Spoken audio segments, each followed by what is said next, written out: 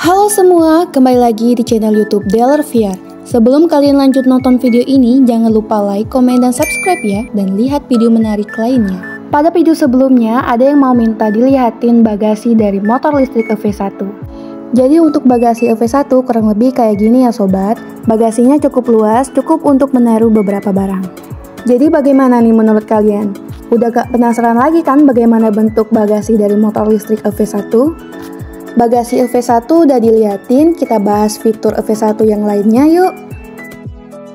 Pilihan warna dari EV1 ini ada dua, yakni warna merah dan juga warna silver. Kalian bisa pilih tergantung selera kalian. Jok tempat duduknya dijamin empuk dan bikin kalian nyaman berkendara. Ada fitur pengatur kecepatan. Untuk sekali ngecas, motor listrik ini bisa menempuh jarak hingga 80 km. Cocok banget sebagai teman aktivitas kalian, karena dipakainya bisa berhari-hari.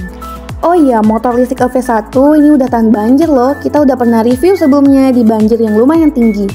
Oke, sekian saja video pada kali ini. Apabila kalian ada pertanyaan, bisa ditulis di kolom komentar ya. Sampai jumpa di video selanjutnya, bye-bye.